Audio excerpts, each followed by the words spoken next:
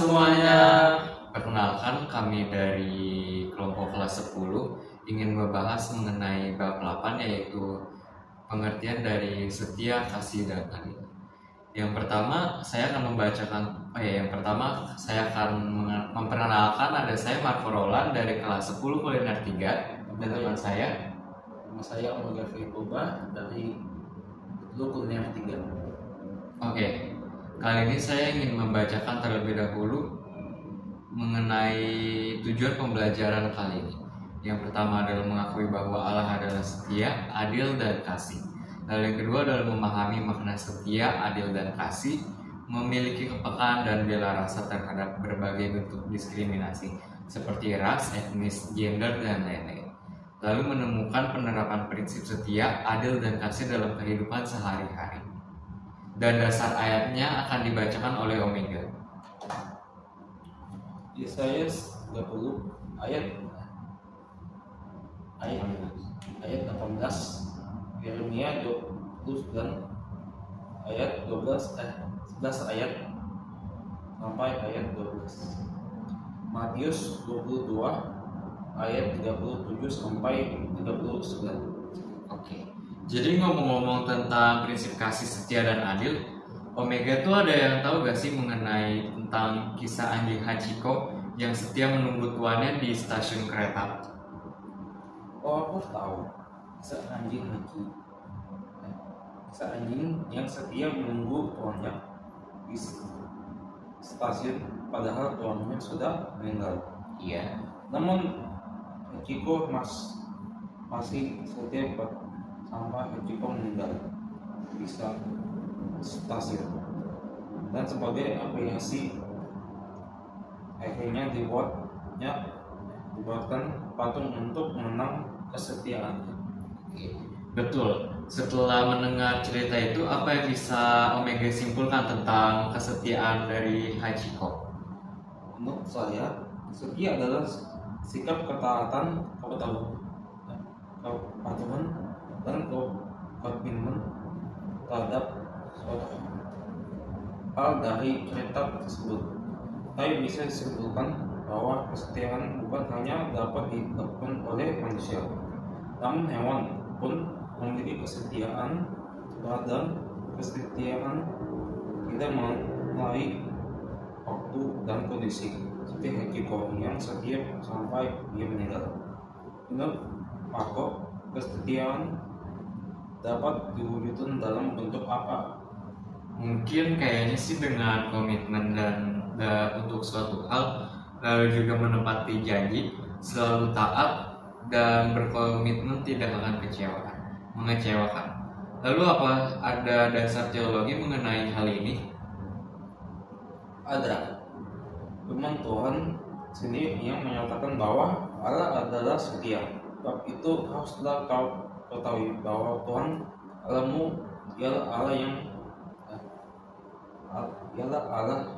yang setia, yang memegang perjanjian dan kasih setianya terhadap orang yang kasih udahnya dari berpegang kepada perintahnya sampai beribu-ribu keturunan.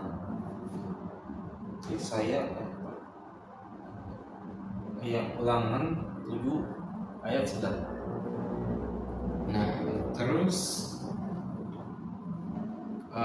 kan juga ada tuh di cerita mengenai kisah kasih, adil, dan setia, yaitu pada cerita Nabi Yeremia.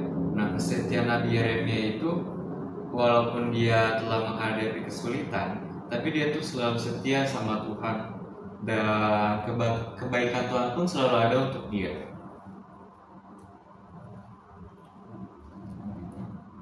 Betul. Nabi Yeremia merupakan salah satu bukti kesetiaan kasih dan adil di Alkitab. Nah, selanjutnya pembahasan mengenai keadilan nih. Dasar teologi untuk keadilan ada pada Keluaran 20 ayat 13. Pemazmur menyatakan bahwa Allah adalah adil dan Allah sendiri adalah adil, sebab Tuhan adalah adil dan Ia mengasihi keadilan. Orang yang tulus akan memandang wajahnya. Dalam Mazmur 11 ayat 7. Pemahaman bahwa Tuhan adalah hakim adalah perlu dimiliki oleh setiap orang, banyak khususnya orang Kristen. Dan dapat dikatakan bahwa Alkitab menyajikan pemahaman yang utuh tentang keadilan Omega. Semua perbuatan yang dilakukan manusia diperhitungkan oleh Tuhan. Dan karena Tuhan memiliki patokan yang jelas tentang mana yang benar dan mana yang salah. Hal ini ditegaskan oleh Rasul Paulus dalam Roma 2 ayat 6-11. Bisa kalian juga berapa banyak jumlah kata adil dan berbagai keturunan keadilan di Alkitab berbahasa Indonesia. Sedikitnya ada 575 di Perjanjian Baru Lama dan 217 di Perjanjian Baru. Nah, apakah Omega tahu kalau misalnya ada beberapa ayat yang membahas tentang keadilan? Yesaya 30 ayat 18. Sebab Tuhan adalah Allah yang adil, berbahagialah semua orang yang menanti-nantikan Dia. 2. Mika 6 ayat 8. Hai manusia, telah diberitakan kepadamu apa yang baik dan apakah yang dituntut Tuhan daripadamu, selain berlaku adil, mencintai kesetiaan dan hidup dengan rendah hati di hadapan Allah. Lalu apakah Omega pernah merasakan diperlakukan tidak adil? Nah, Waktu apa tuh? Waktu kapan dan kenapa? ini sudah kembar lah. Apa? Oh, karena kembar terus merasa kayak iri gitu sama kembarannya sama Alfa. Ya bisa. Ya. Oh, gitu. Oke. Dan sekarang pembahasan kita mengenai keadilan sudah selesai dan lanjut tentang cara mempraktikkan kasih. Kesempatan untuk mempraktikkan kasih muncul setiap saat. Bagaimana caranya? Kita mengingat pesan Tuhan Yesus dalam Matius 22 ayat 37 sampai dengan 39 yang sering juga disebut sebagai hukum kasih. Apakah Omega tahu mengenai perumpamaan anak yang hilang? Tahu. Kisah seorang ayah yang tetap menerima anaknya yang telah pergi jauh dan berfoya-foya. Nah, itu adalah salah satu praktik dari kasih atau contoh dari kasih. Satu patokan yang dapat kita gunakan untuk menerapkan kasih ini adalah menerapkan kasih tanpa syarat atau unconditional love. Dan ini Berarti kasih itu tanpa syarat dan kita harus bisa mengasihi orang dengan sebetulnya. betul Omega. Jadi Yesus juga mengajarkan kepada kita untuk dapat mengasihi seseorang bukan dengan syarat tertentu. Jadi kita tuh nggak boleh mengasihi orang karena kita ingin mendapatkan sesuatu dari orang tersebut. Oh iya, ada beberapa hal yang dapat diperhatikan untuk mewujudkan kasih.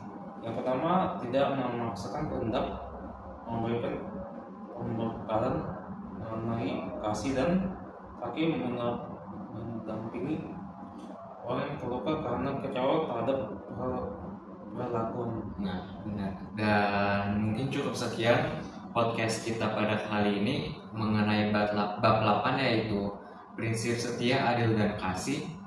Semoga podcast kita dapat menjadi berkat untuk banyak orang. Terima kasih. Shalom semuanya.